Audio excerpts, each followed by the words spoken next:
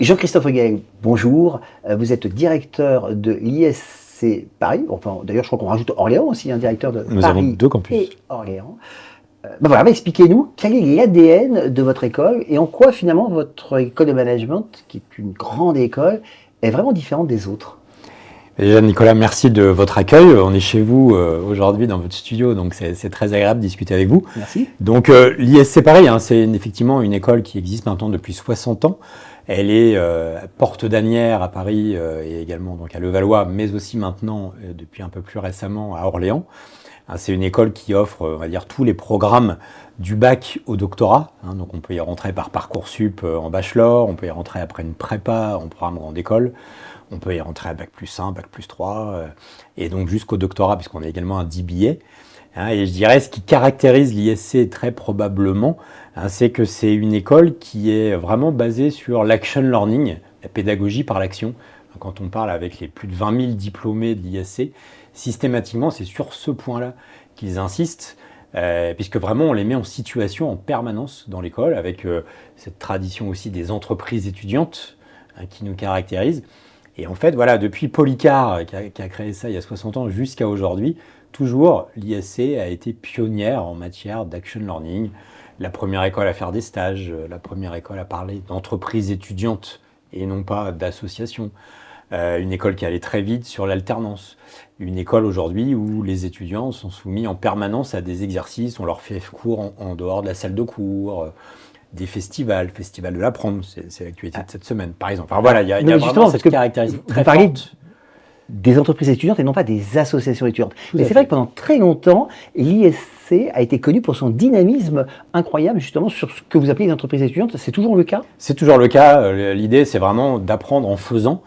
Donc on a vraiment une expertise, on va dire, en la matière, que ce soit nos professeurs et puis tous les personnels accompagnants, on va dire, de l'école. On est vraiment dans cette logique. On pense que le management, on apprend encore plus quand on le fait.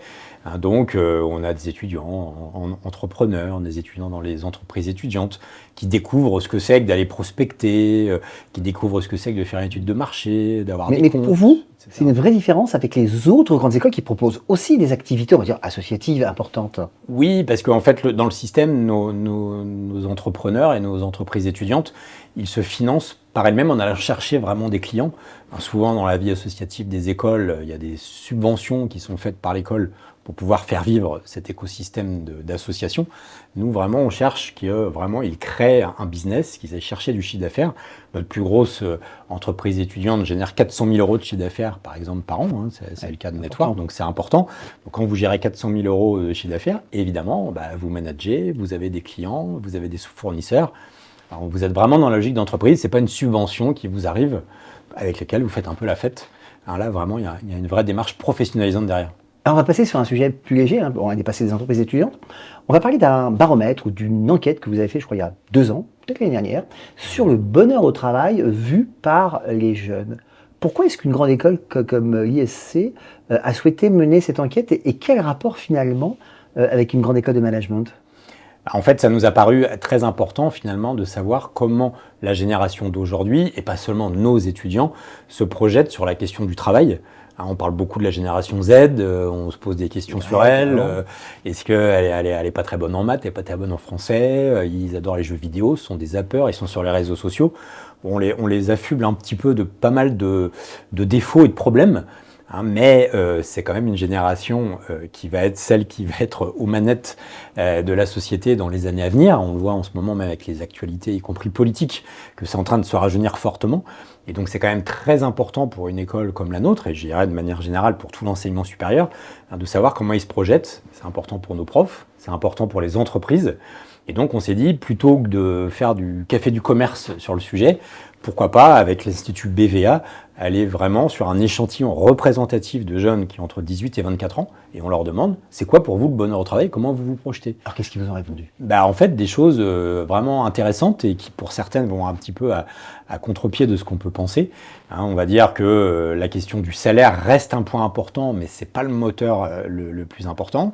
La question également aussi de la RSE, c'est une préoccupation pour eux, mais pas autant qu'on peut l'imaginer.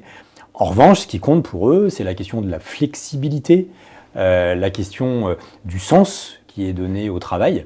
Là, il y a vraiment des éléments très probants qui ressortent dans cette enquête, que l'on va d'ailleurs maintenant pérenniser, puisque tous les ans, il y aura le baromètre pour voir comme ça les tendances d'une année sur l'autre, voir comment elles évoluent. Et l'année prochaine, c'est un petit scoop que je vous donne, Nicolas. On va donc sortir, enfin l'année prochaine, cette année, puisqu'on est déjà en 2024, mars 2024. Et donc, on va faire un focus, au-delà des questions qu'on a posées déjà l'année dernière, on va faire un focus sur la vision entre les garçons et les filles du sujet, les hommes et les femmes, pour voir s'il y a des différences notoires. N'était pas le cas sur l'enquête précédente. Sur l'enquête précédente, voilà, il y avait eu des garçons et des filles qui avaient été interrogés, mais on n'a pas cherché à trouver des différences dans les réponses. Là, on va les mettre en avant pour voir, avec BVA toujours, ce qui ressort. Alors, il y a un mot que vous n'avez pas encore prononcé et qui pourtant revient régulièrement dans vos discours, dans les discours de l'école, dans les plaquettes, c'est le mot d'engagement étudiant, qui est quelque chose d'assez important pour l'école. Oui, parce qu'en fait, on a travaillé à l'ISC donc, sur notre raison d'être, transmettre à chacun le goût de l'engagement pour contribuer à bâtir un monde heureux. Et finalement, fort de cette raison d'être qui a été, je dirais, consolidée par l'ensemble des parties prenantes de l'école, il nous a paru que la question de l'engagement est vraiment cardinale. L'engagement, c'est aussi le carburant du bonheur, d'une certaine manière. Pour se sentir épanoui, il faut être engagé. Et donc, la question de l'engagement est vraiment cruciale. Et donc, il y a des nouvelles formes d'engagement, puisque justement, on est encore dans cette logique, la génération Z, est-ce qu'elle est vraiment engagée ?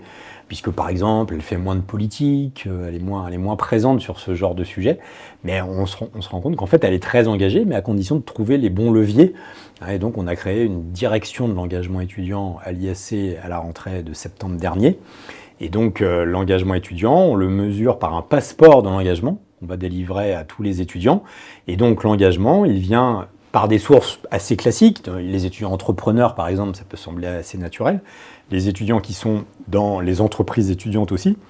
Mais là, on a fait évoluer en disant des étudiants qui ont aussi un boulot à côté de l'école, les étudiants qui sont dans le sport de haut niveau, des étudiants qui ont des talents culturels ou artistiques, des étudiants qui vont eux-mêmes dans des associations, éventuellement qui font aussi de la politique. Tout ça, ce sont des formes d'engagement. Et donc, on leur valide un passeport dès lors qu'ils nous démontrent qu'ils ont obtenu et acquis des compétences par l'intermédiaire de cet engagement. Alors ça, c'est une démarche que vous avez initiée en tant que direction de l'école, mais est-ce que vous sentez, est-ce que vous voyez maintenant, au bout de presque un an, que ça a suscité une véritable appétence chez vos étudiants ? Oui. Alors, il faut avouer que c'est pas spontané et direct immédiatement. Il a fallu faire beaucoup de pédagogie sur le sujet. Ça tombe bien dans une école. Mais donc, pour expliquer pourquoi on trouvait que c'était important qu'il y ait cet engagement et qu'il y ait ce passeport de l'engagement. Et donc, une fois qu'on a bien expliqué ça, notamment aux rentrées dernières, en fait, les étudiants sont extrêmement engagés, justement, comprennent bien l'intérêt et donc travaillent sur ce passeport et sur les compétences qui sont liées à l'engagement. Donc oui, aujourd'hui, c'est très assimilé et on a tout un processus assez sophistiqué par des professeurs et puis des encadrants pour justement les aider dans la démarche. Alors, vous êtes en région parisienne, sur laquelle il y a une offre extrêmement concurrentielle de très belles écoles. Dans les différents critères de choix des familles et des étudiants, il y a les classements. J'ai noté que l'ISC, ces derniers temps, était mieux placé que d'ailleurs que les années précédentes dans un certain nombre de classements. Est-ce que pour vous, c'est vraiment un critère qu'il faut prendre en compte ? Est-ce que ce positionnement meilleur que vous avez dans les classements reflète finalement une évolution de ces dernières années ? Alors, vous savez, Nicolas, moi, ça fait presque plus de 20 ans maintenant que je travaille dans le monde des écoles de commerce. Donc, effectivement, la question des classements, c'est vraiment un serpent de mer, une question très récurrente. Donc, quand on est dans des phases, comme c'est le cas aujourd'hui, et je vous remercie d'avoir souligné, où l'ISC progresse fortement dans les classements, et évidemment, c'est toujours mieux que quand on est dans des logiques où on a plutôt tendance à baisser. Donc, il faut savoir, effectivement, naviguer dans les classements et prendre suffisamment de recul par rapport à ça. Après, pour autant, c'est quand même, je dirais, des GPS, des baromètres relativement intéressants. Je dirais plus que les classements d'une année sur l'autre, c'est quand même des classements sur 3, 4, 5 ans qu'il faut regarder, qui donnent quand même des tendances, des dynamiques d'école qui sont liées souvent quand même à la stratégie, à la manière dont on veut se déployer, où on veut se développer, la manière d'innover. Les classeurs, finalement, vont davantage maintenant sur ces terrains-là. Et puis, là, il y a aussi la question est-ce qu'on classe en volume ou est-ce qu'on classe de manière relative ? Et pour une école comme l'ISC, c'est quand même intéressant d'être dans des logiques plus relatives, ce qui est une des évolutions actuelles des classeurs. Justement. parce que ça permet de montrer que finalement, une plus petite école en nombre d'étudiants, en nombre de profs, finalement, en relatif, est très très bien positionnée par rapport à ses concurrentes. Alors vous l'avez souligné, il y a eu une évolution très importante des classements. On est passé de l'ancien classement unique du 1er au 25e, avec des classements beaucoup plus fins, dans des rubriques, dans des spécialités, dans des activités. Quelle est l'évolution, alors sans citer de marque, quel est celui qui vous a le plus fait plaisir en termes de progression? Est-ce qu'il y en a un qui vraiment, où vous avez dit, bah là, ouais, c'est vraiment la reconnaissance de ce qu'on a fait? Alors oui. Alors vous voulez pas que je cite de marque, donc c'est difficile à dire. En parlant du sujet peut-être. Mais en tout cas, je dirais le classement le plus historique, celui qui par ailleurs organise aussi des salons en parallèle d'avoir Donc on a compris de quoi il s'agissait. Ce classement-là, effectivement, cette année, a quand même changé sa méthodologie, est allé davantage dans une logique relative plus que d'une logique absolue, ce qui, je pense, est quand même très intéressant, puisque c'est, encore une fois, une école de commerce, de management, ce n'est pas que des questions de budget, ce n'est pas que des questions de taille, c'est aussi des questions de pédagogie, c'est aussi des questions de proximité avec les entreprises, de proximité avec les partenaires. Et donc, à l'ISC, nous, vraiment, on a ce souci d'être très pédagogue de façon générale. Et là, ce classement-là, elle l'a souligné, nous a fait gagner 6 places en 1 an, ce qui est évidemment un vrai succès pour tous, une vraie fierté pour les équipes. Tout à l'heure, vous avez parlé de l'enquête que vous aviez menée sur le bonheur au travail, notamment du fait que la RSE n'était pas forcément un critère de choix, ce qui est souligné par une récente enquête des mines de Saint-Étienne sur les critères de choix des étudiants. Dans les critères justement de choix ou d'appréciation, il y a 3 points, au-delà de ce qu'on a dit, il y a 3 points qui reviennent souvent.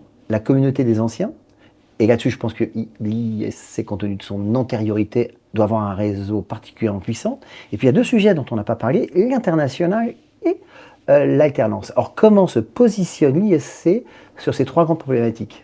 Le réseau des anciens. Alors sur le réseau des anciens, donc on a une vraie proximité avec nos anciens en général. Il y en a plus de 20 000 dans le monde à l'ISC. Donc ce sont des gens qui généralement sont très fiers d'avoir fait l'ISC, se souviennent au-delà des cours qu'ils ont eu à l'ISC aussi de l'entreprise étudiante. Donc il y a des espèces de mini-clubs, des anciens networks, les anciens du BDE, les anciens du BDS, etc., qui se créent et donc qui fait qu'il y a une vraie proximité de ce côté-là. Vous avez des figures emblématiques d'anciens de l'ISC? Parce que les écoles nous disent souvent, ah bah oui, alors celui-là, vous voyez, DG de la plus grande boîte du CAC 40, c'est un ancien de chez nous. Alors oui, mais justement, je trouve que c'est important de montrer que finalement, la diversité des parcours et pas simplement un cas en particulier. Donc on a vraiment, que les gens aillent sur nos sites, vous verrez, il y a tout un tas de témoignages. Moi, je pense que c'est important de dire que du CAC 40 aux start-upers, voilà, il y a des gens qui ont vraiment des succès. L'idée, c'est de s'épanouir. C'est encore une fois vraiment d'être dans ces logiques, de s'engager, de s'épanouir, d'être bien dans son travail. On peut l'être en étant PDG, on peut l'être aussi, pourquoi pas, en étant directeur de la RSE d'une entreprise ou en ayant créé son entreprise start-up qui fait 300 000 euros de chiffre d'affaires, pourquoi pas. Enfin, il y a vraiment tous les cas de figure possibles. Et donc, de façon générale, voilà, nous, on travaille fortement avec nos anciens pour ce sujet-là. Et l'international. Sur la question est-ce qu'on va vivre des aventures incroyables dans des formations exceptionnelles à l'étranger? Alors oui, parce que l'ISC, bien sûr, a un réseau de partenaires internationaux important. On en a plus de 150 dans le monde entier sur tous les continents. Donc nos étudiants en échange, en stage ou bien en double diplôme peuvent aller un petit peu partout. On a également aujourd'hui travaillé sur le fait que même quand on est en alternance, parce que souvent c'est un des choix à faire, l'international ou l'alternance, on propose des summer schools à nos étudiants. Et donc là, c'est assez exponentiel vu le nombre d'alternants. Il y en a vraiment beaucoup maintenant. Donc quand je dis beaucoup, c'est plusieurs centaines par an qui vont faire des summer schools, donc sur des durées plus réduites. Donc en gros, c'est 15 jours, mais pendant la période de mai, juin, juillet, chez différents partenaires. Donc on a une expérience à l'international par rapport à ça. Bon, l'ISC est à 4 accréditations internationales, donc évidemment, ça oblige à avoir un ADN international fort. Et puis je vous ai pas 30% de nos profs sont aussi internationaux. Donc, je vous ai pas posé la question des accréditations, parce que si vous progressez dans les classements... C'est aussi pour ça, ça joue effectivement sur le sujet. Et donc, de manière générale, voilà, il y a cet ADN international qui est très fort chez nous. Il y a un mouvement important dans les grandes écoles de management, mais aussi d'ailleurs dans les grandes écoles d'ingénieurs. À côté du diplôme qui est préparé, voire du double diplôme qui est préparé, de plus en plus d'écoles proposent des certifications professionnelles qui sont assez recherchées par le monde du travail. Parfois d'ailleurs certaines qualifications de ce type-là sont presque plus recherchées que le diplôme final. Est-ce que l'ISC s'inscrit dans cette logique ? Alors oui, complètement, puisque je dirais, on a même créé une Certificate Academy à l'ISC, qui a été lancée maintenant il y a 2 ans et qui tend à se développer fortement. C'est notre réponse à nous à ce qu'on peut appeler l'ubérisation des diplômes, puisque c'est une crainte qui existe déjà depuis quelques années, de dire mais aujourd'hui les entreprises elles n'ont plus besoin de diplômés qui ont un master ou un bachelor, mais en fait ils ont besoin de compétences, et donc on peut faire un pick-up de compétences. L'ensemble fait pourquoi pas une sorte d'équivalent de diplôme, et ça permet d'être employable dans les entreprises. Nous ce qu'on pense c'est qu'en fait il faut les deux, c'est-à-dire il faut un diplôme, parce qu'un diplôme ça donne quand même un background global à l'étudiant, un cursus cohérent, de la fin de son bac jusqu'à son master par exemple. Mais en parallèle de ça, c'est quand même très important qu'on soit certifié Google Analytics, c'est très important qu'on soit certifié Scrum, qu'on soit certifié AMF, qu'on soit certifié RSE 26000, enfin voilà, en fonction de son projet professionnel. Oui, parce que les entreprises demandent aux jeunes diplômés de les passer une fois qu'ils sont embauchés. Donc s'ils passent ça pendant leur cursus, c'est un vrai plus. On le fait même avec les CAP. J'allais vous poser la question. Il y a quelques années, vous avez lancé une initiative qui est un peu finalement étonnée dans le milieu des grandes écoles, qui était de proposer en même temps que le diplôme de l'ISC, de préparer un CAP. Alors vous en êtes où? Eh bien, le processus continue. On travaille en partenariat avec Skill & You sur cette dimension-là. On a une diplômée qui s'appelle Emma, qui a eu à la fois son master grande école l'année dernière et son CAP de fleuriste. Donc c'est des cursus vraiment très étonnants. Et alors comme pour le CAP, généralement il faut à la fois valider la partie théorique, mais aussi un stage d'application. Comme on a lancé ça maintenant il y a 2 ans, on va avoir une deuxième vague de diplômés l'été prochain. Et donc là potentiellement on aura en plus un CAP cuisine, on aura un CAP boulangerie, et on aura dans cette histoire un CAP mode et vêtements flous, enfin c'est un nom comme ça exactement. Et donc voilà, ça veut dire que ça prend, c'est un gros investissement, là on parlait d'engagement pour un étudiant de passer un CAP tout en faisant son bachelor ou son master, mais ça donne des profils hyper intéressants, très originaux, et qui tout de suite se distinguent sur le marché du travail. Jean-Christophe, pour conclure cet entretien, des nouveautés pour la saison 2024-2025, c'est-à-dire ce que vous proposerez à vos étudiants pour la prochaine rentrée? Alors des nouveautés, on en a en permanence.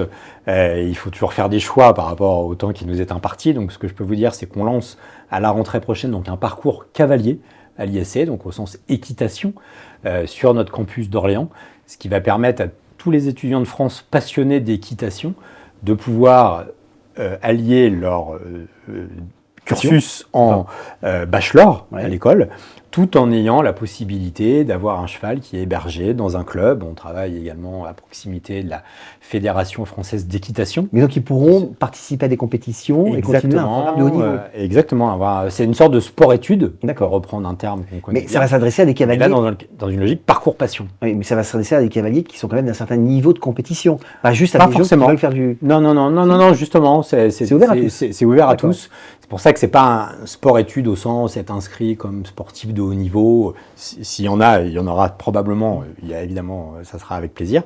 Mais il y en a aussi qui ne veulent pas renoncer à cette passion-là, même s'ils ne vont pas en faire forcément leur métier au sens sport de haut niveau, mais qui vont travailler dans le milieu du cheval, qui est un secteur très important. Pourquoi pas le golf? Pourquoi pas? Vous avez senti qu'il y a plus de demandes sur l'équitation? Orléans est une terre d'équitation, puisque c'est tout près de la Motte-Beuvron, qui est vraiment le centre national où il y a tous les ans les championnats de France, et puis il y a la Fédération française d'équitation qui est hébergée là-bas. Donc il y a une vraie proximité avec ça de manière territoriale, et donc ça nous a paru plus pertinent de le faire à Orléans plutôt qu'à Paris. Donc ouverture d'un parcours cavalier?